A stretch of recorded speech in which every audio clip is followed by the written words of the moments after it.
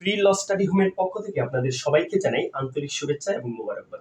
আমাদের আজকের আলোচনার বিষয় দণ্ডবিধি ক্ষমা 1860।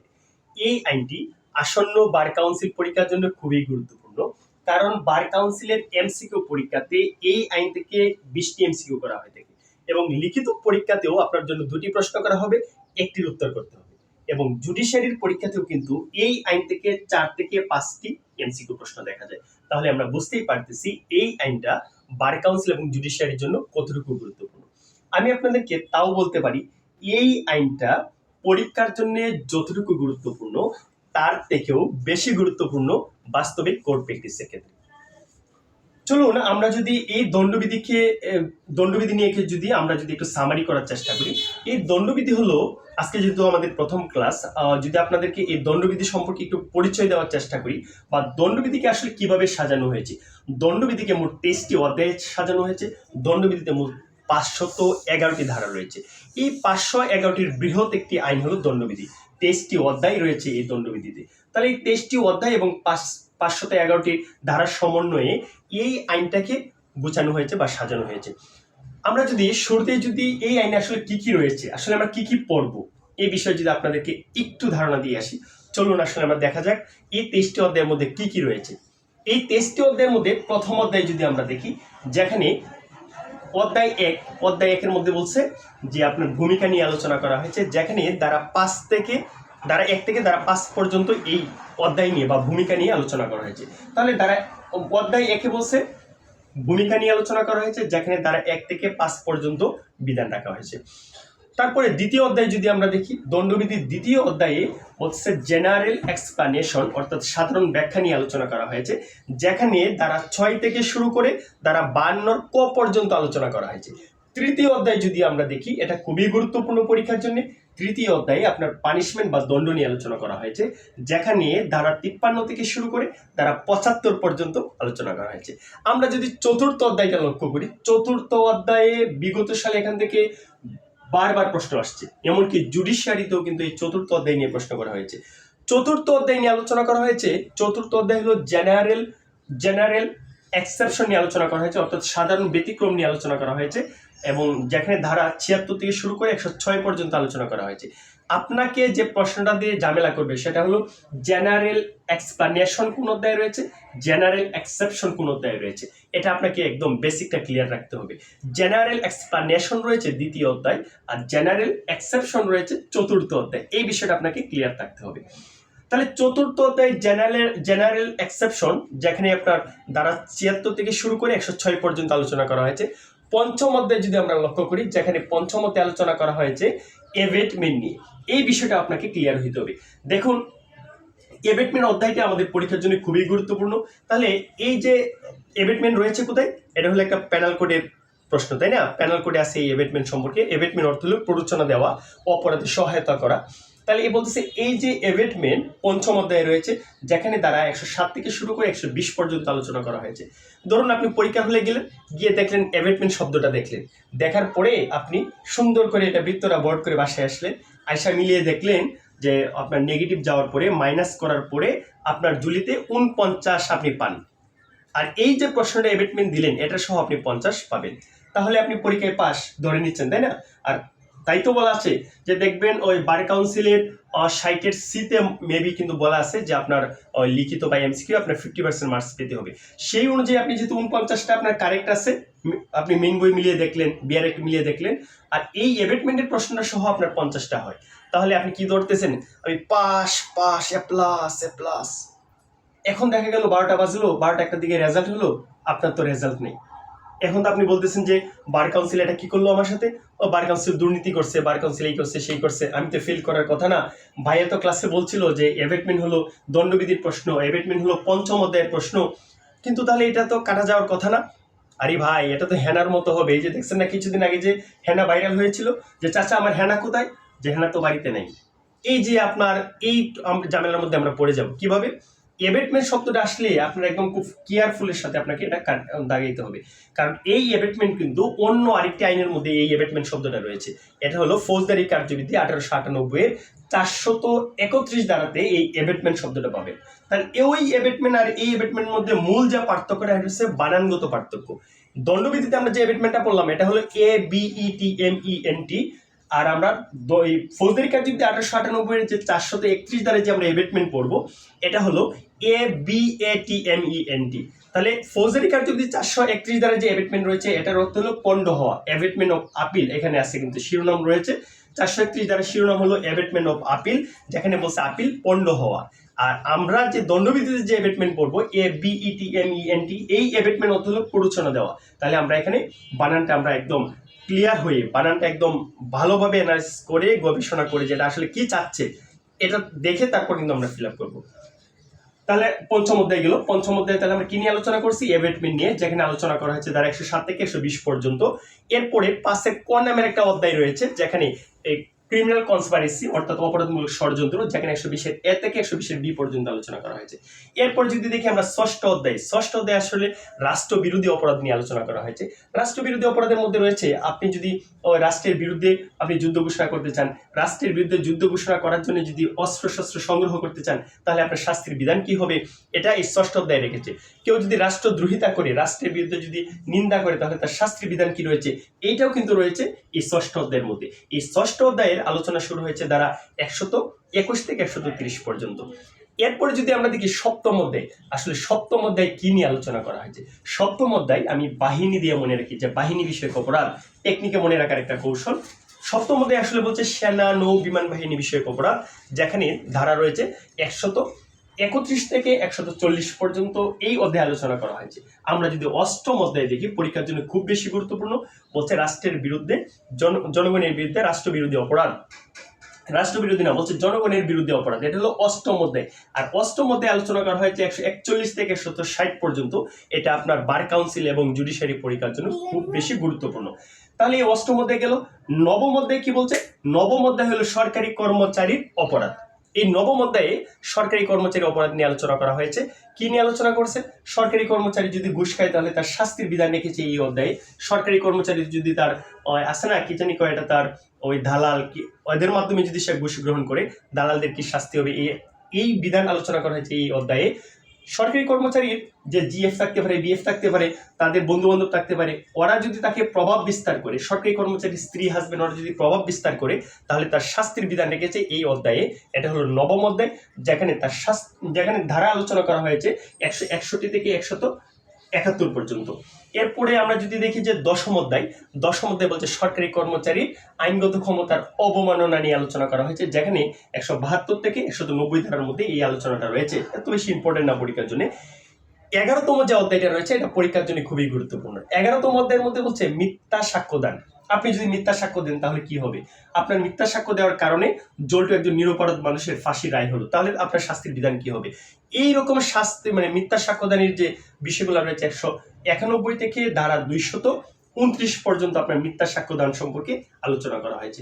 তারপরে যদি আমরা দেখি 12তম অধ্যায় কয়েন অর্থাৎ মুদ্রা নিয়ে আলোচনা করা হয়েছে, যেখানে 230 থেকে 263 পর্যন্ত আলোচনা করা হয়েছে। 263 বি পর্যন্ত আলোচনা করা হয়েছে। এরপর যদি দেখি আমরা যে আমাদের অধ্যায় গেল কয়টা, তাহলে 11তম অধ্যায় গেল, 12তম অধ্যায় গেল। 13তম অধ্যায় বলতেছে ওজন নিয়ে আলোচনা করেছে, ওজন এবং মাপকাঠি।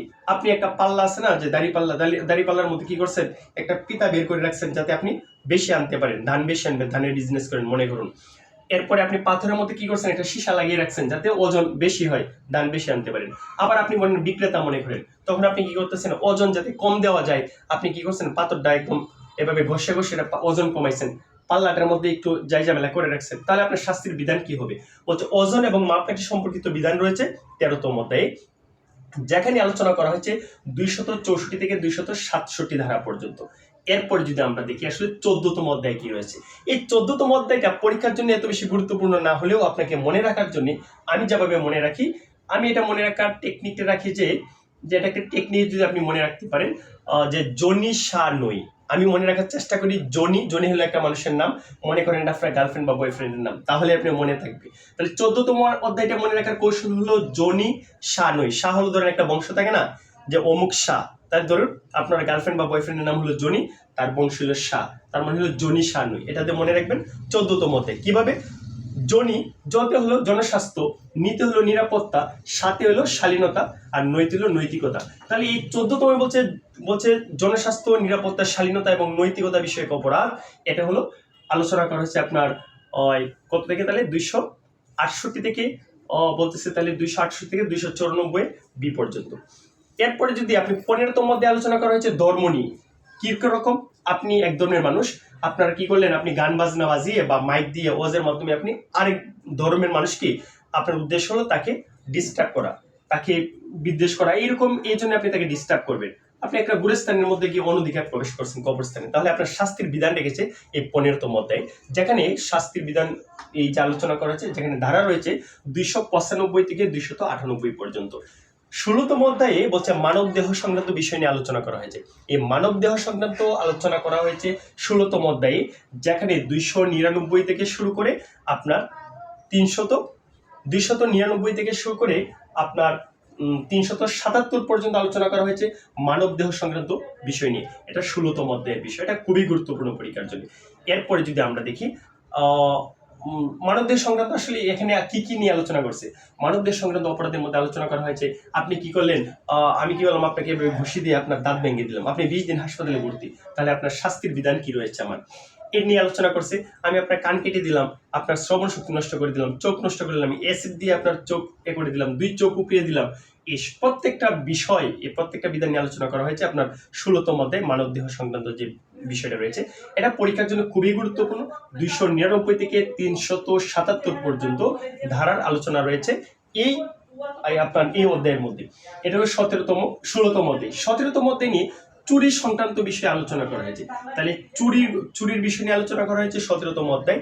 আসলে এখানে কি রয়েছে, এখানে রয়েছে আপনি ঘর থেকে চুরি করলেন, আপনার শাস্তি কি হবে, একটা দোকান থেকে চুরি করলেন কি হবে, আমি আপনার ঘরে চুরি করতে গেলাম, পকেটে করে একটা চাকু নিয়ে গেলাম, তাহলে আমার শাস্তির বিধান কি হবে। এই বিষয়গুলো নিয়ে আসলে আলোচনা করা হয়েছে এই 17তম অধ্যায়। এটা খুব পরীক্ষার জন্য খুবই গুরুত্বপূর্ণ, যেখানে ধারা রয়েছে আপনার 378 থেকে শুরু করছে 462 বি পর্যন্ত আলোচনা করা হয়েছে। এরপরে আমরা যদি 18তম অধ্যায় দেখি, জালিয়াতি নিয়ে আলোচনা করা হয়েছে। আরে ভাই, আপনার নিজের নাম স্বাক্ষর করেও তো আপনি জালিয়াতির জন্য পানিশমেন্ট পাইতে পারেন। আরে ভাই, আপনি মনে করেন আরেকজনের স্বাক্ষর জাল করে আপনি টাকা উঠাইলেছেন, আপনি এই যে জালিয়াতির বিধান রয়েছে 18তম অধ্যায়, যেখানে 463 থেকে শুরু করে 489 ই পর্যন্ত আলোচনা করা হয়েছে। এরপরে যদি আমরা দেখি 19তম অধ্যায় কি বলছে। 19তম অধ্যায় আসলে বলছে যে অপরাধমূলক শান্তি ভঙ্গের যে অপরাধ, এটা হলো 19তম অধ্যায়ের বিধান, যেখানে আলোচনা করা হয়েছে 490 থেকে 492 পর্যন্ত। এরপরে কি রয়েছে, তাহলে 19তম অধ্যায় গেল। 20তম অধ্যায় বলছে বিবাহ সংক্রান্ত অপরাধ নিয়ে আলোচনা করা হয়েছে 20তম অধ্যায়। এখানে আসলে কি আলোচনা করা হয়েছে, বলছে আপনার হাজবেন্ডকে আপনি আরেকজনকে বিয়ে করতেছেন, বা তাহলে এই যে বিষয়গুলা, যে এই বিবাহ সংক্রান্ত যে বিষয় নিয়ে আলোচনা করা হয়েছে 20তম অধ্যায়। একটা বিষয় আসলে কষ্টের বিষয় হলো পুরুষের জন্য, মানে মজার বিষয় হলো, এই ব্রিটিশরা যখন আইনটা করছেন, তখন এই যে পরকীয়া সংক্রান্ত যে অপরাধ, এটার জন্য নারীকে কোনো লাইবল করা যাবে না, এখানে নারীর কোনো অপরাধ উল্লেখ বা শাস্তির কোনো বিধান রাখে নাই। এটা ছিল তাহলে 20 নম্বর অধ্যায়ে। 21 নম্বর অধ্যায়ে মানহানি নিয়ে আলোচনা করা হয়েছে। আমি যদি আপনাদেরকে একটা ধারণা দিই যে মানহানি নিয়ে যদি পরবর্তীতে কোনো প্রশ্ন আসে, তাহলে এটার উত্তর কি হবে, এটা আমি আপনাকে বলে দিতে চাই। বলছে মানহানি নিয়ে বিগত সালে একটা প্রশ্ন আসছে, এটার পানিশমেন্ট নিয়ে একটা আলোচনা প্রশ্নটা আসছে। পরবর্তীতে যদি আপনার মানহানি থেকে প্রশ্ন করা হয়, তাহলে আমি আপনাকে উত্তরটা বলে দিতেছি যে মানহানি থেকে পরবর্তী প্রশ্নের উত্তর হবে 10। মানে কি বলছে, আপনার কাছে জানতেই চাওয়া হবে মানহানির ব্যতিক্রম রয়েছে কয়টা, আর মানহানির ব্যতিক্রম রয়েছে 10টি। এটা লিখিতভাবেও আপনার লিখিত পরীক্ষাতে প্রশ্ন আসতে পারে, এমসিকিউ জানতে চাইতে পারে যে মানহানির ব্যতিক্রম কয়টি রয়েছে, তখন উত্তর হবে মানহানির ও ব্যতিক্রম হলো 10টা। এটা হলো পরবর্তীতে আসার সম্ভাবনা খুব বেশি। তাহলে এটা হলো 21 নম্বর অধ্যায়। 22 নম্বর অধ্যায় যদি আমরা দেখি, 22 নম্বর অধ্যায় বলতেছে অপরাধমূলক ভীতি প্রদর্শন।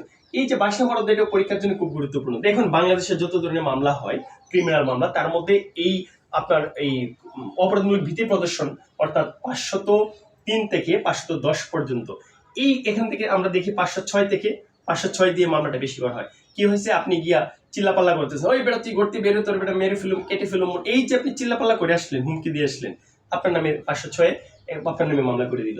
আবার আপনি কি বলতেছেন যে তোর ঘর ফুলে, তোর ঘর আমি পুড়িয়া দিব, আগুন লাগাই দিব, এরপর এক মহিলারে বলতেছেন যে তুমি যে অমুকের সাথে কি কি করছো আমি জানি না, এগুলো মানুষের কাছে রটাবো। হ্যাঁ, মিথ্যা কথা বলতেছেন যেগুলো রটিয়ে দিবেন। এই যে আপনি তাকে এই কথাগুলো বলতেছেন, আপনার 7 বছরের পানিশমেন্ট রয়েছে। 506 2 নম্বর পয়েন্ট এটা বলতেছে। তাহলে এটা 22 নাম্বার যে অধ্যায় ছিল, এখানে বলছে অপরাধমূলক ভীতি প্রদর্শন নিয়ে আলোচনা করা হয়েছে। এরপরে আমরা যদি দেখি 23 নাম্বার যে অধ্যায়, একটা অধ্যায় একমাত্র একটা ধারা রয়েছে, এটা হলো 511 নম্বর ধারা, যেখানে বলতেছে অপরাধের উদ্যোগ নিছেন তখন আপনার শাস্তির বিধান কি রয়েছে, এটা নিয়ে 23 নম্বর অধ্যায়ে আলোচনা করা হয়েছে। উদ্যোগটা কিভাবে নিলেন? আপনি আমার পকেটে হাত দিয়েছেন, আমার পকেট থেকে টাকা নেবেন, হাত দিয়ে দেখলেন আমার পকেটে টাকা নেই, কিন্তু আপনি যে হাত দিয়েছেন, এই যে উদ্যোগ নিলেন, এর জন্য আপনার শাস্তির বিধান আছে। এটা হলো 23তম অধ্যায়, অর্থাৎ 511 ধারায়। এই ছিল মূলত এই 23টি অধ্যায়। আরেকটা প্রশ্ন যেটা এখান থেকে দেখা যায় যে আপনাকে যদি বলা হয় যে এই পেনাল কোডে বা এই দণ্ডবিধিতে মোট মৃত্যুদণ্ডযোগ্য ধারা কয়টা রয়েছে, যে মৃত্যুদণ্ড দেওয়া যাবে কয়টি ধারাতে, এই প্রশ্নটা বিগত সালে আসছে। বলছে এই দণ্ডবিধিতে মৃত্যুদণ্ডের বিধান রয়েছে বা ধারা রয়েছে 10টি। আপনাকে জানতে চাওয়া হবে কয়টা ধারার মাধ্যমে বা এই দণ্ডবিধি অনুযায়ী কয়টি ধারা বা কয়টা বিধান আছে মৃত্যুদণ্ড দেওয়ার। আপনাকে বলতে হবে যে 10টি ধারা রয়েছে এরকম যেখানে মৃত্যুদণ্ডের বিধান রয়েছে। এই 10টি ধারা যদি আমি আপনাকে এক পলকে যদি বলার চেষ্টা করি, তাহলে দেখুন তো কিরকম হয়। বলতেছে 121 মৃত্যুদণ্ড রয়েছে, ধারা 121, 132, 194। এরপরে যদি দেখুন 303, 302, 303, 305, 307, 326 ক, 364 ক, 396। দেখুন আমি আরেকবার বলতেছি, এই 10টা দ্বারাই আপনার মৃত্যুদণ্ডের বিধান রয়েছে। কোথায়? 121, 132, 194, 302, 303, 305, 307, 326 ক, 364 ক, লাস্ট ওয়ান 396। এই 10টি ধারায় আপনাকে মৃত্যুদণ্ড দিতে পারবে দণ্ডবিধিতে। তাহলে এই ছিল আমাদের প্রাথমিক আলোচনা। এখন যদি মূল আলোচনায় যদি প্রবেশ করি, অল্প কিছুক্ষণের মধ্যে আমরা আসলে এই ক্লাসটা শেষ করতে যাবো। আজকে যেহেতু প্রথম ক্লাস, বলতেছে যে দণ্ডবিধিতে যে ধারা 2 রয়েছে, দণ্ডবিধি ধারা 2 কি নিয়ে আলোচনা করা হয়েছে। এর আগে তো দণ্ডবিধি সম্পর্কে আসলে কিছু বলা উচিত, যে দণ্ডবিধি হলো কত সালের আইন, এই প্রশ্নটা আপনার কাছে জানতে চাই। দণ্ডবিধি হলো 1860 সালের। তাহলে দণ্ডবিধি কত সালের আইন? দণ্ডবিধি হলো 1860 সালের আইন। দণ্ডবিধি 1860 সালের কত নাম্বার আইন, এই প্রশ্নটা আপনার কাছে জানতে চাওয়া হয়। দণ্ডবিধি হলো 1860 সালের 45 নাম্বার আইন। কিন্তু আমরা শুধু তুতাপাখির মতো মুখস্থ করে গেছি যে দণ্ডবিধি হলো 1860 সালের 45 নাম্বার আইন। আসলে 45 নাম্বার আইন জিনিসটা কি, এটা আমি বুঝতাম না। আমি বিশ্বাস করি আপনারা সবাই অনেক বেশি পড়ালেখা করেন, আপনারা সবাই ভালো জানেন। এরপরেও বলতেছি 45 নাম্বার আইন জিনিসটা হলো, বা যেমন তামাদি আইন হলো 9 নাম্বার আইন, আসলে 9 নাম্বার আইন জিনিসটা কি এটা আপনার আমাকে বুঝতে হবে। 45 নাম্বার আইন হলো বলছে, মনে করেন 1860 সালের অনেকগুলো আইন কি করা হয়েছে, পাশ করা হয়েছে। এর মধ্যে প্রথম যে আইনটা পাশ করা হলো এটা হলো 1860 সালের 1 নাম্বার আইন। 2 নাম্বার যে আইনটা পাশ করা হয়েছে এটা হচ্ছে 1860 সালের 2 নাম্বার আইন। পর্যায়ক্রমে যেটা 3 নাম্বার হলো এটা হলো 1860 সালের 3 নং আইন। এরকম ভাবে আমাদের এই দণ্ডবিধির সিরিয়াল ছিল 45 নাম্বারে। এই জন্য এই দণ্ডবিধি হলো 1860 সালের 45 নাম্বার আইন। বিষয়টা ক্লিয়ার। এরপরে যদি আমি বলি যে এই দণ্ডবিধি আসলে কি নিয়ে আলোচনা করছে, এই দণ্ডবিধি হলো অপরাধের সংজ্ঞা এবং শাস্তি নিয়ে আলোচনা করা হয়েছে।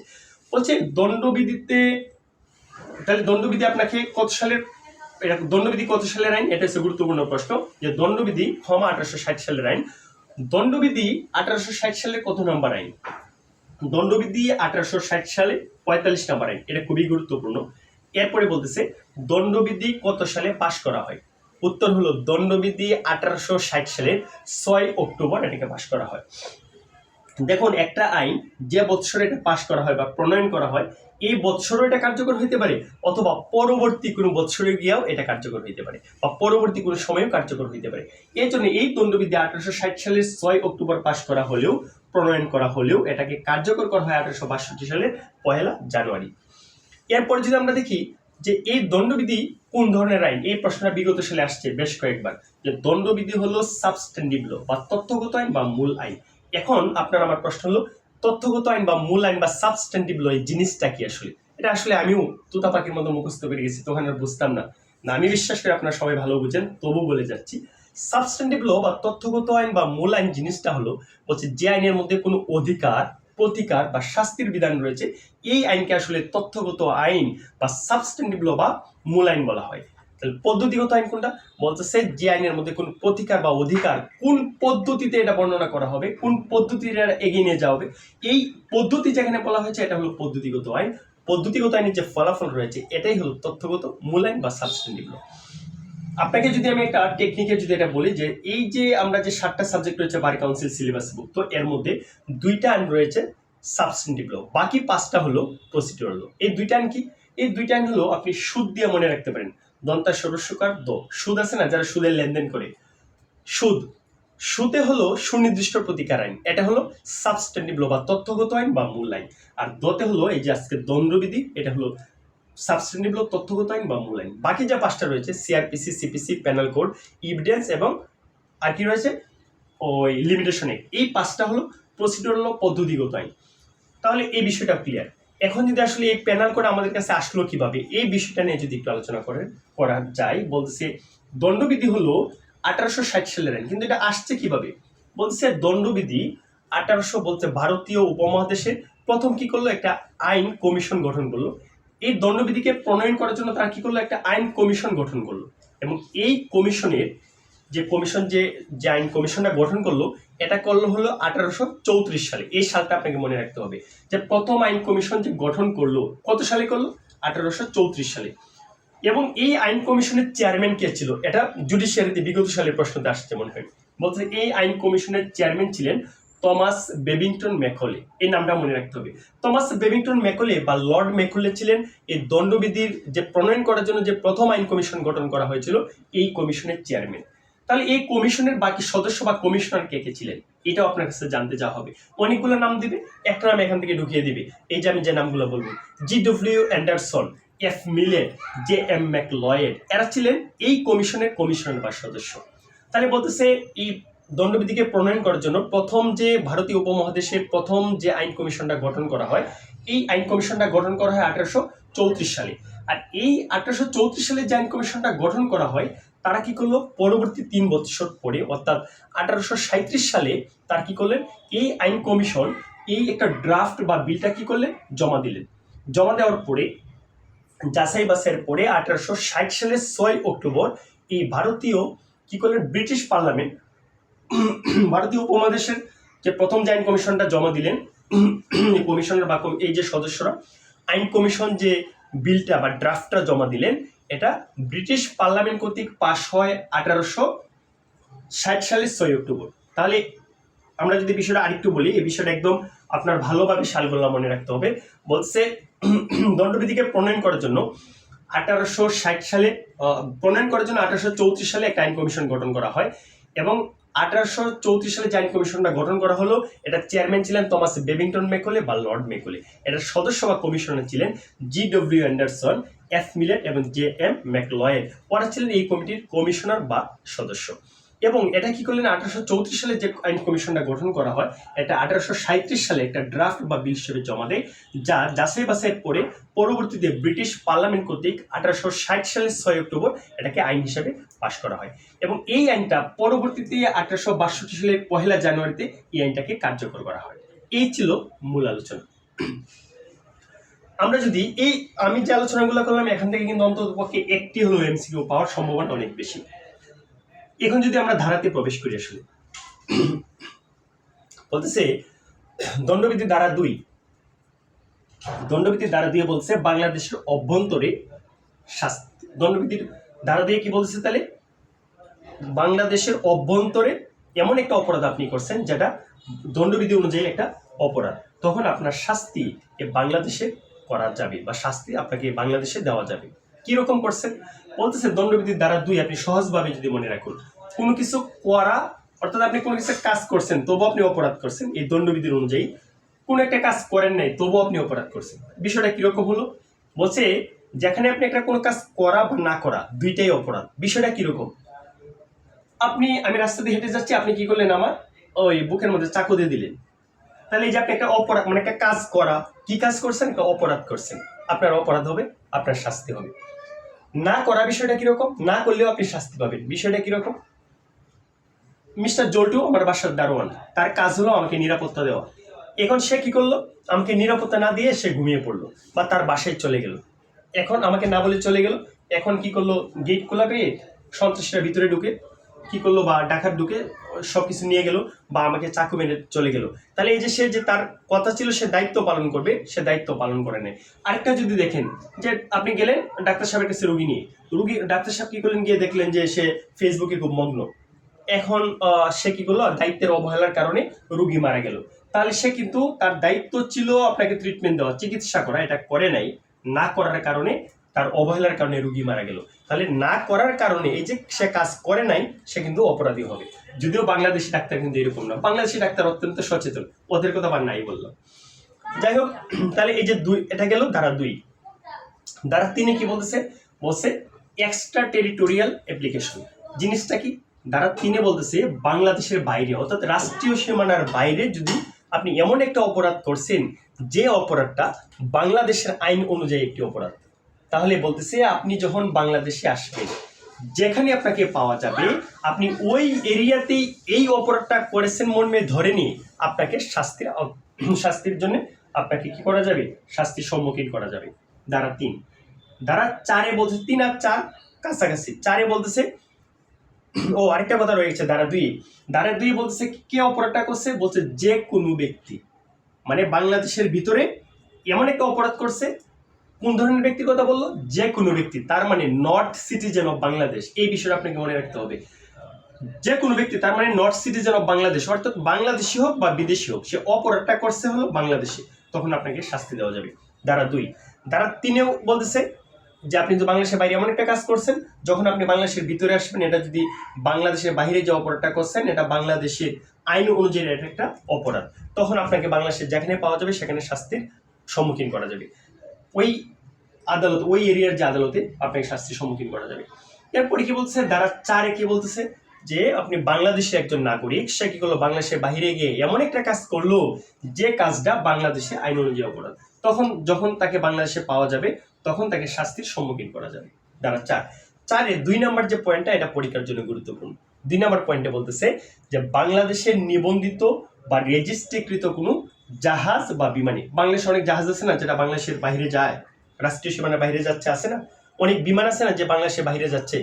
তাহলে বলতেছে বাংলাদেশের জাহাজ বা বিমান, কোন ধরনের জাহাজ বা বিমান, নিবন্ধিত বা রেজিস্ট্রিকৃত কোনো জাহাজ বা বিমানে কি করলো, যে কোনো ব্যক্তি, এখানেও কিন্তু বলতেছে যে কোনো ব্যক্তি, আপনাকে এমসিকিউটা দিবে কিন্তু যে কোনো বিষয়টা নিয়ে, এই জন্য আপনার মনে রাখতে হবে নট সিটিজেন অফ বাংলাদেশ, শুধু বাংলাদেশের কথা বলে নাই কিন্তু, আপনার বিদেশি হোক বা বাংলাদেশি হোক, এই আপনার নিবন্ধিত জাহাজ বা বিমানের মধ্যে এমন একটা কাজ করলো যে কাজটা বাংলাদেশের আইন অনুযায়ী অপরাধ, তখন সে যখন বাংলাদেশে তাকে যেখানে পাওয়া যাবে ওইখানে তার বিচারের কি করে, যে ওই এলাকাতে সে এই অপরাধটা করেছে মর্মে ধরে নিয়ে তাকে আইনের আওতায় আনা যাবে। উদাহরণটা যদি আপনি দেখুন, মনে করেন আমি কি করলাম, দেশের বাইরে গেলাম, যাওয়ার পরে আমি ওইখানে একটা খুন করলাম, তাহলে আমি যখন দেশে আসবো তখন এই খুনের জন্য আমাকে কি করা যাবে, আমি যে এরিয়াতে আমাকে পাবে ওই এরিয়াতেই খুনটা করেছি মর্মে ধরে নিয়ে আমাকে শাস্তির সম্মুখীন করতে পারবে। আরেকটা মনে করেন, এই উগান্ডার এক লোক কি করলো, ধরেন বাংলাদেশে সে চাকরি করে, এখন সে বাংলাদেশে এসে সে কি করলো, একটা খুন করে ফেললো, তখন তাকে বাংলাদেশে যখন তাকে পাওয়া যাবে, যেখানে পাওয়া যাবে ওই এলাকায় সে খুনটা করেছে মর্মে ধরে নিয়ে তাকে শাস্তির সম্মুখীন করা যাবে। ধারা 4। ধারা 5 যদি আমরা দেখি, পরীক্ষার জন্য এত বেশি গুরুত্বপূর্ণ না কিন্তু আইন বোঝার জন্য গুরুত্বপূর্ণ। দণ্ডবিধির ধারা 5 বলতেছে কি, যে এই আইন কতিপয় আইনকে ক্ষুণ্ণ করবে না, মানে কি বলছে সার্টেন লস, এটাকে আপনার কি করতে হবে, শিরোনামটা দেখুন, বলছে certain laws not to be affected by this act. দণ্ডবিধির ধারা 5 শিরোনাম হলো certain laws not to be affected by this act, মানে হলো এই আইন কতিপয় আইনকে ক্ষুণ্ণ করবে না। এটা যদি আপনি সহজভাবে যদি বুঝতে চান, বলছে স্পেশাল লতে যদি কোনো মামলা হয় তাহলে এটা স্পেশাল ল অনুযায়ী বিচার হবে, এটাকে দণ্ডবিধি গিয়ে এখানে কি করবে না, আপনাকে কোনো ডিস্টার্ব করবে না বা দণ্ডবিধি এখানে যাবে না। স্পেশাল লতে মামলা হলে স্পেশাল ল অনুযায়ী বিচার হবে। বিষয়টা কিরকম, মনে করেন একটা দর্শনের মামলা হলো, তাহলে এই দর্শনের বিচার কি দণ্ডবিধি অনুযায়ী করতে হবে না, কারণ এই দর্শনের জন্য বিচার করার জন্য আপনার কিন্তু এই যে নারী এবং শিশু নির্যাতন আইন 2000 এই আইন অনুযায়ী কিন্তু করা যাবে। তাহলে কি বলছে, স্পেশাল লতে যদি কোনো মামলা হয় স্পেশাল ল অনুযায়ী বিচার করতে হবে, বিচার করা যাবে, এখানে দণ্ডবিধি গিয়ে কি করা যাবে না, আপনাকে ঝামেলা করবে না। এটা হচ্ছে একদম সহজভাবে যদি মনে রাখেন। দণ্ডবিধি ধারা 6 যদি দেখি, এটাও পরীক্ষার জন্য তেমন গুরুত্বপূর্ণ না কিন্তু এই দণ্ডবিধিকে বোঝার জন্য এই ধারাটা অনেক বেশি গুরুত্বপূর্ণ। দণ্ডবিধির ধারা 6 আপনাকে বলতেছে যে ব্যতিক্রম সমূহ, ব্যতিক্রম কি বলতেছে, এই দণ্ডবিধি আইনটা এই যে বৃহৎ একটা আইন, যেখানে 23টি অধ্যায় এবং 511টি ধারা নিয়ে সাজানো। এই দণ্ডবিধি আমরা পড়তে গিয়ে যত ধরনের অপরাধ পড়ব, যত ধরনের সংজ্ঞা পড়ব, যত ধরনের উদাহরণ পড়ব, এই প্রত্যেকটি অপরাধ, প্রত্যেকটা সংজ্ঞা, প্রত্যেকটা উদাহরণের সাথে ব্যতিক্রম আছে বলেই আমরা ধরে নিয়ে পড়তে হবে। বিষয়টা কিরকম? এই যেমন আমরা মনে করতেছি যে 7 বছরের নিচের কোনো শিশু যদি কোনো অপরাধ করে তাহলে সে তার এই অপরাধটা অপরাধ বলে গণ্য হবে না। আচ্ছা, এই যে লেখাটা, এই পড়াটা যে আমরা বললাম, এটা কি কোথাও আছে? কোনো আপনি এর মধ্যে পাবেন, সংজ্ঞার মধ্যে পাবেন? আমরা এভাবে পাবো না কিন্তু। তাহলে এটা আমরা পাইলাম কোথায়? এটা আমরা ব্যতিক্রম দেখে নিলাম যে 7 বছরের নিচের কোনো শিশু যদি কোনো অপরাধ করে, 5 বছরের নিচে কোনো শিশু অপরাধ করলে এটা অপরাধ বলে গণ্য হবে না। এটা আমরা ব্যতিক্রম দেখে নিচ্ছি। আরেকটা উদাহরণ যদি আপনি লক্ষ্য করুন, মনে করেন একজন পুলিশ অফিসার কি করলো, একজন খুনের আসামিকে সে কি করলো, সে বিনা পরোয়ানায় অ্যারেস্ট করলো। এখন কিন্তু এটা বলা যাবে না যে এই পুলিশ অফিসার তো বিনা পরোয়ানায় তাকে গ্রেপ্তার করেছে, এটা অবৈধ হয়েছে এই গ্রেপ্তারটা, এটা তাকে বলা যাবে না। কারণ পুলিশের কাজেই তো হলো ভাই অপরাধীকে ধরা, তাই না? এখন এই যে তাকে যে বললো যে তাকে এটা দোষী করা যাবে না, সে বিনা পরোয়ানায় যে গ্রেপ্তার করছে, এটা আসলে আমরা কোথায় পাইলাম? এটাও কিন্তু এই ব্যতিক্রম থেকে আমরা পাইছি। তাহলে বলছে কি, এই 6 ধারা যদি আমরা বুঝতে চাই, বলতেছে আমরা যত ধরনের প্যানেল কোডে যা যা পড়বো, সংজ্ঞা, উদাহরণ, অপরাধ, প্রত্যেকটার সাথে ব্যতিক্রম আছে, এটা ধরেই নিব। কিন্তু যদি প্রত্যেকটা ধারার সাথে যদি ব্যতিক্রম লিখতো তাহলে আইন আরো বড় হয়ে যেত। এই জন্য কি করছে, ধারা 6 এর মধ্যে বলে দিছে প্যানেল কোডের প্রত্যেকটা ধারা, প্রত্যেকটা অপরাধ, সংজ্ঞা, উদাহরণ যা কিছু করবো প্রত্যেকটার সাথে ব্যতিক্রম আছে ধরে নিয়েই আমরা পড়তে হবে। ধারা 6। ধারা 7 মধ্যে কি আলোচনা করা হয়েছে? ধারা 7 কিন্তু পরীক্ষার জন্য গুরুত্বপূর্ণ না, কখনো প্রশ্ন আসে নাই, কিন্তু দেখে যেতে পারেন আর কি। বলছে sense of expression on explain, ধারা 7 শিরোনাম বলছে একবার ব্যাখ্যাকৃত অভিব্যক্তির তাৎপর্য। এটা হলো ধারা 7, জাস্ট এতটুকু শুধু মনে রাখেন। ধারা 8 কি বলছে? ধারা 8 জেন্ডার নিয়ে আলোচনা করা হয়েছে। জেন্ডার বা লিঙ্গ নিয়ে কোথায় আলোচনা করা হয়েছে? ধারা 8। কত? দণ্ডবিধির ধারা 8 জেন্ডার বা লিঙ্গ নিয়ে আলোচনা করা হয়েছে। এখন আপনাকে এই বিষয়টা দেখুন, এটা মিলাইতে পারেন কিনা। এই জেন্ডার বা লিঙ্গ নিয়ে আমরা কোথায় পড়াশোনা করছি? বলছে আমরা যে অন্য একটা আইন পড়ে আসলাম না, বার কাউন্সিল। এই বার কাউন্সিলের 28 নম্বর যে অনুচ্ছেদ রয়েছে, এখানে কিন্তু জেন্ডার বা লিঙ্গ নিয়ে আলোচনা করা হয়েছে। আপনাকে কিন্তু আসলে মিল করে পড়তে হবে যে আমরা এই শব্দটা বা এই যে শব্দটা, এটা আসলে আমরা কই পড়ে আসছি বা এই নামটা আমরা কোথায় কোথায় পেলাম। এটা যদি আপনি মিলাইতে পারেন তাহলে মনে করবেন যে মোটামুটি আইনটাকে আমরা বুঝতে পারছি। তাহলে এই দণ্ডবিধির ধারার সাথে বলতেছে কি, দণ্ডবিধির ধারা 8 জেন্ডার বা লিঙ্গ নিয়ে আলোচনা করা হয়েছে। এই লিঙ্গ বা জেন্ডার নিয়ে আলোচনা করা হয়েছে অন্য একটি আইন, অর্থাৎ বার কাউন্সিলে 28 নম্বর যে অনুচ্ছেদ রয়েছে, এখানে জেন্ডার নিয়ে আলোচনা করা হয়েছে। দণ্ডবিধির ধারা 9 যদি আমরা দেখি, নাম্বার বা বছর নিয়ে আলোচনা করা হয়েছে। দণ্ডবিধির ধারা 10 যদি আমরা দেখি, মেন এবং ওমেন নিয়ে আলোচনা করা হয়েছে। এখানে বলছে নারী এবং পুরুষ, বলতেছে যে কোনো বয়সের নারী এবং পুরুষকে বোঝানো হয়েছে। তাহলে দণ্ডবিধির দ্বারা গেল কত? দণ্ডবিধির দ্বারা 10। দণ্ডবিধির দ্বারা 11তে বলছে পার্সন। বলছে পার্সন হলো ব্যক্তিত্ব। কি ব্যক্তিত্বের কথা বলছে? ব্যক্তি, পার্সন বা ব্যক্তির কথা বলছে যে এটা আসলে যে কোনো ব্যক্তিকে বলছে যে পার্সন। বলতেছে এখানে কোনো লিঙ্গ আসলে এভাবে বৈষম্য করে নাই। বলতেছে যে এটা পুরুষ হইতে পারে, নারী হইতে পারে। তাহলে এটা কি বলছে? পার্সন, যে কোনো ব্যক্তিকে বোঝানো হয়েছে। এবং বলতেছে যে কোনো যে কোম্পানিকেও বোঝানো হয়েছে। এই যে পার্সন হিসেবে কোন কোম্পানিকেও বোঝানো হয়েছে। তবে এই আপনি আর আমি মিলে কি করলাম, টুনি মিলে একটা কোম্পানি করলাম, যে চলো আমরা দুজনে একটা কোম্পানি করি, এটার কথা বলে নেই। বলছে আইন স্বীকৃত কোম্পানিকে এই পার্সন হিসেবে অন্তর্ভুক্ত করা হয়েছে। কোনো অ্যাসোসিয়েশন, যেটাকে আইন সমর্থিত কোনো অ্যাসোসিয়েশনকে পার্সন হিসেবে অন্তর্ভুক্ত করা হয়েছে। তাহলে শুধুমাত্র আমরা এটা মনে রাখেন, ধারা 10 আছে মেন এবং ওমেন, ধারা 11তে বলছে পার্সন, ধারা 12তে বলছে পাবলিক নিয়ে আলোচনা করা হয়েছে। ধারা 12 গেল। এরপর যদি আমরা দেখি ধারা 13 দরকার নেই, ধারা 14।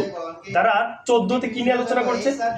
ধারা 14 নিয়ে আলোচনা করছে হলো, বলছে যে ধারা 13তে বলছে 13 নাই, 13 দরকার নেই, ধারা 14 হলে বলছে সার্ভেন্ট অফ দ্য স্টেট, মানে রাষ্ট্রীয় কর্মচারী। এইটা গুরুত্বপূর্ণ। দণ্ডবিধির ধারা 14 যে বিষয়টা বলছে যে সার্ভেন্ট অফ দ্য স্টেট, মানে রাষ্ট্রীয় কর্মচারী, এটা কিন্তু গুরুত্বপূর্ণ। ঠিক আছে? তাহলে এই যে রাষ্ট্রীয় কর্মচারী বা সার্ভেন্ট অফ দ্য স্টেট, এটা হচ্ছে খুবই গুরুত্বপূর্ণ। বলছে যে এটার সাথে একটা পার্থক্য কিন্তু আমরা লিখিততে দেখতে পারি। কিরকম যে এটা আসতে পারে? বলছে ধারা 14তে বলছে সার্ভেন্ট অফ দ্য স্টেট বা রাষ্ট্রীয় কর্মচারী। এটার সাথে পার্থক্য বা আপনাকে পার্থক্য আসতে পারে লিখিততে, যে দণ্ডবিধির ধারা 21 বলতেছে, 21 নম্বর ধারাতে বলতেছে যে পাবলিক সার্ভেন্ট, পাবলিক সার্ভেন্ট কোথায় আছে? দণ্ডবিধির ধারা 21। তাহলে ধারা 14 বলছে সার্ভেন্ট অফ দ্য স্টেট অর্থাৎ রাষ্ট্রীয় কর্মচারী, আর ধারা 21 বলতেছে যে পাবলিক সার্ভেন্ট অর্থাৎ সরকারি কর্মচারী। এই সরকারি কর্মচারী কারা আসলে? এখানে 21 গিয়ে দেখবো আমরা আসলে। বলছে এখানে 11 শ্রেণী, আগে 12 শ্রেণী ছিল, এখন মানে 11 শ্রেণীর কথা বলা আছে। তাহলে দণ্ডবিধি ধারা 14 দেখলাম সার্ভেন্ট অফ দ্য স্টেট অর্থাৎ রাষ্ট্রীয় কর্মচারী। শুধু জানতেই চাওয়া হবে আপনাকে এই রাষ্ট্রীয় কর্মচারী বা সার্ভেন্ট অফ দ্য স্টেট এটা কোথায় আছে। দণ্ডবিধির দ্বারা 15 যদি 15 দরকার নেই, 15, 16, 17, 18 এগুলো দরকার নেই। 19 দেখবো, 19 গুরুত্বপূর্ণ। 19 হলো জাজ নিয়ে আলোচনা করা হয়েছে। আসলে এই জাজ কি বলতেছে? যাদেরকে জাজ হিসেবে নিয়োগ দেওয়া হয়েছিল জুডিশিয়ারিতে, কি ওনারা তো জাজই, সরকার নিয়োগ দিচ্ছে, তাই না? রাষ্ট্রপতি তাদেরকে নিয়োগ দিচ্ছে। তাহলে এটা তো হলো আপনার জাজ, ওনারা তো ঘোষিত ওরা জাজ, তাই না? কিন্তু এর বাইরে কাদেরকে জজ হিসেবে বলা হয়েছে? বলছে যিনি কোন দেওয়ানি অথবা ফৌজদারি মামলা বা দেওয়ানি বা ফৌজদারি কোনো একটা আইনগত কার্যক্রম যিনি চূড়ান্তভাবে সম্পন্ন করতে পারে বা রায় দিতে পারে, চূড়ান্তভাবে নিষ্পত্তি করতে পারে, তাকেই আসলে জাজ হিসেবে অন্তর্ভুক্ত করা হয়েছে। যদি এমন বলছে যেটা আপিল না করলে, এমন আপনি ধরেন এমন মানে কোন একটা দেওয়ানি বা ফৌজদারি আইনগত কার্যক্রম একটা রায় দিল যেটার আপিল না হলে এটাই চূড়ান্ত হইতো, তাহলে এটাকে ওনাকে জাজ হিসেবে গণ্য করা হবে। এটা হলো 19। তাহলে এই যে 19-এ যে আমরা জাজ দেখলাম, আসলে এই জাজ আমরা আর কোথায় কোথায় পড়লাম ভাই? বলছে আমরা কিন্তু এই যে অন্য একটা আইন রয়েছে না, দেওয়ানি কার্যবিধি, দেওয়ানি কার্যবিধির ধারা 2-এর উপধারা 8-এর মধ্যে কিন্তু আমরা এই জাজ সম্পর্কে বলছি। এই 8-এ পড়লাম না রে ভাই, 2-এর 8-এ আমরা বলছি জাজ, 2-এর 9-এ পড়লাম জাজমেন্ট, 2-এর 10-এ পড়লাম জাজমেন্ট ডেপ্টর। তাহলে এই যে জাজ যে সংজ্ঞাটা আমরা দেখলাম দেওয়ানি কার্যবিধির ধারা 2-এ 8-এ আমরা জাজ পাইলাম, আর এখানে পেলাম দণ্ডবিধির ধারা 19-এ আমরা জাজ সম্পর্কে পাইলাম। 19 গেল। 20-এ কি? তাহলে দণ্ডবিধির ধারা 20-এ বলতেছে কোর্ট অফ জাস্টিস বা বিচারালয়। দণ্ডবিধির ধারা 20 হলো কোর্ট অফ জাস্টিস, বিচারালয় সম্পর্কে আলোচনা করা হয়েছে। বলছে বিচারালয় জিনিসটা কি আসলে? বলতেছে যেখানে জাজগণ অর্থাৎ বা এই জাজ মন্ডলীরা যেখানে কি করেন, বিচার কার্যক্রম কি করেন, পরিচালনা করেন, এটাকে বিচারালয় বা কোর্ট অফ জাস্টিস বলা হয়। দণ্ডবিধির দ্বারা 20 গেল। দণ্ডবিধির দ্বারা 21 খুবই গুরুত্বপূর্ণ। দণ্ডবিধির দ্বারা 21 আপনাকে বলতেছে যে এটা হলো সার্ভেন্ট অফ দ্য স্টেটে আমরা কিন্তু বললাম দ্বারা 14-তে, আর পাবলিক সার্ভেন্ট হলো দণ্ডবিধির দ্বারা 21। এই যে পাবলিক সার্ভেন্ট যে আমরা এখানে পাইলাম বা সরকারি কর্মচারী, এটা ভাই আমরা আসলে আর কোন আইনে পড়ে আসছি বলেন তো? আমরা যখন দেওয়ানি কার্যবিধি পড়লাম, দেওয়ানি কার্যবিধির দ্বারা 2-এর 17-তে কিন্তু আমরা এই পাবলিক অফিসার অর্থাৎ সরকারি কর্মচারী সম্পর্কে পড়ে আসছি। তাহলে এটা পড়ছে আমরা দেওয়ানি কার্যবিধির। আসলে ভাই এই যে লিঙ্ক আপগুলো যে আপনাকে বলতেছি, এগুলো কিন্তু আপনাকে এমসিকিউ প্রয়োজন হবে না, কিন্তু লিখিততে যদি আপনাকে জাজ সম্পর্কে প্রশ্ন আসে তখন কিন্তু আপনি দিতে পারেন যে দেওয়ানি কার্যবিধির দ্বারা 19-এ আমরা জাজ পাইছি, আর কই পেলাম দেওয়ানি কার্যবিধির দ্বারা 2-এর 8-এ আমরা জাজ পেলাম, আর দণ্ডবিধির দ্বারা 19-এ আমরা জাজ পেলাম। এই যে এখানে আসছে আমরা সরকারি কর্মচারী দ্বারা 21, আপনি লিখতে পারেন যে দণ্ডবিধির, আপনি লিখবেন এরকম যে দণ্ডবিধি 1860 সালের কি লিখবেন যে ধারা 21-এর মধ্যে আমরা কি পাইলাম, ওই পাইছি পাবলিক অফিসার।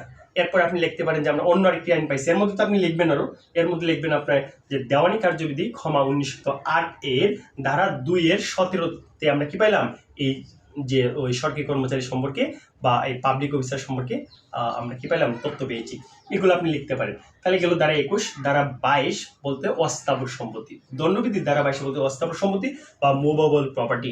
আপনার কাছে প্রশ্ন জানতে চাওয়া হইতে পারে মুভেবল প্রপার্টি আছে কোথায়? বলতে হবে দণ্ডবিধির দ্বারা 22-এর মধ্যে।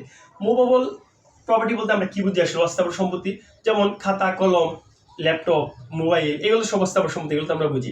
আপনাকে উদাহরণ দিতে পারে বা একটা প্রবলেম যদি দেয় যে একটা গাছ কি আসলে, তাহলে গাছ হলো যতটুকু পর্যন্ত মাটির সাথে সে আছে দাঁড়িয়ে, তখন এটা কি হলো, এটা হলো স্থাবর সম্পত্তির অন্তর্ভুক্ত।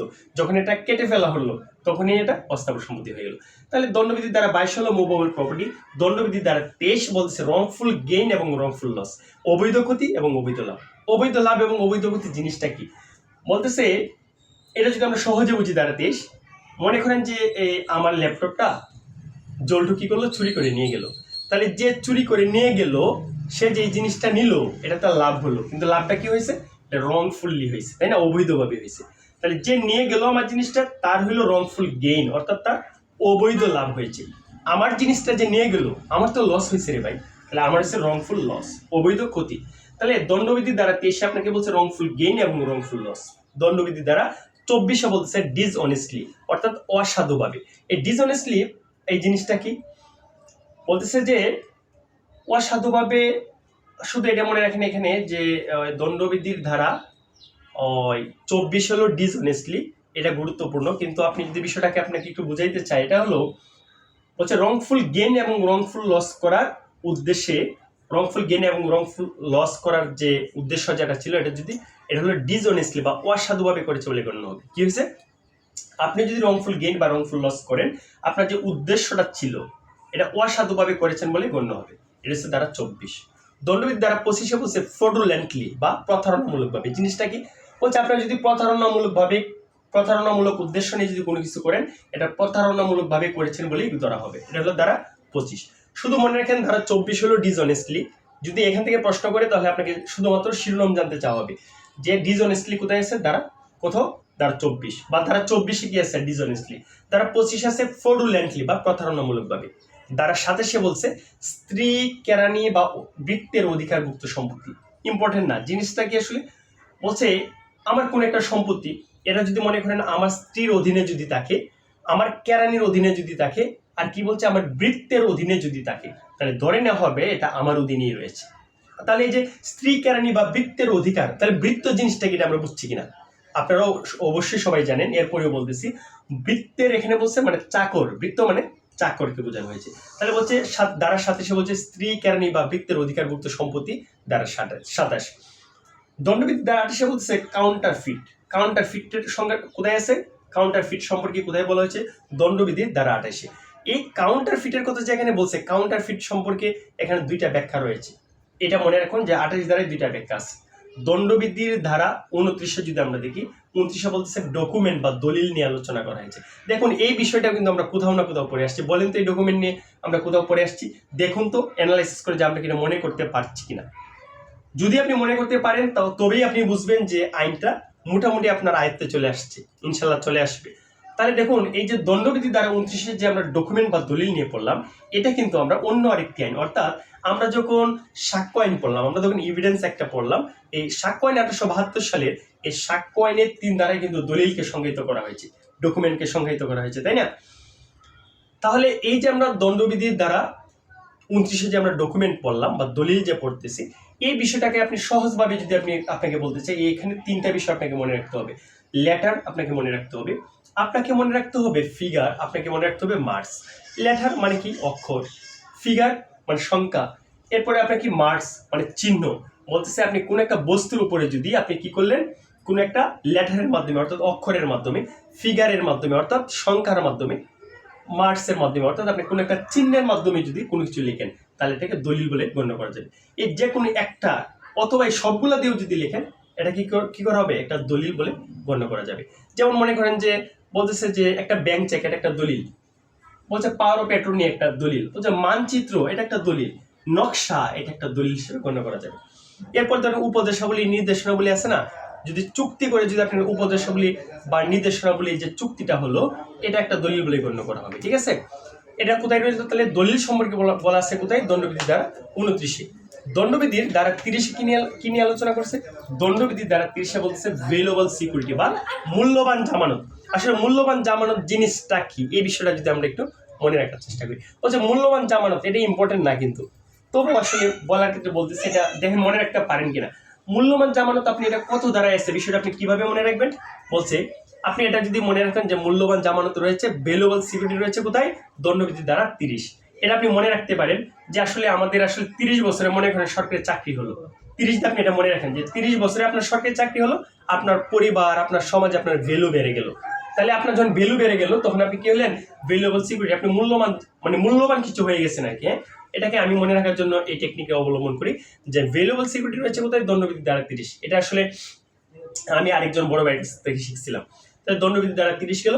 দণ্ডবিধির দ্বারা 31 বলছে উইল সম্পর্কে বলা হয়েছে। দণ্ডবিধি ইম্পর্টেন্ট না কিন্তু, জাস্ট শুনে রাখুন। দণ্ডবিধির 31 হলো উইলের কথা বলছে। দণ্ডবিধির দ্বারা 32 বলতেছে অবৈধ বিরতি। দণ্ডবিধির দ্বারা 32 হলো অবৈধ বিরতি। দণ্ডবিধির দ্বারা 33 বলতেছে অ্যাক্ট ওমিশন। আমাদের আজকের আলোচনার মধ্যে এই ছিল আসলে আমাদের আজকের প্রথম ক্লাসের মধ্যে। আমি আশা করি যে আপনারা সবাই পড়াশোনার মধ্যে থাকবেন, চেয়ার টেবিলের মধ্যে থাকবেন, সকল ধরনের সামাজিক যোগাযোগ দেখে আপনারা বিচ্ছিন্ন হয়ে শুধুমাত্র পড়ার মধ্যে মনোনিবেশ করুন। ইনশাল্লাহ আপনারা অবশ্যই বিজয়ী হবেন। দেখা হবে বিজয়ী। আসসালামু আলাইকুম রহমতুল্লাহ।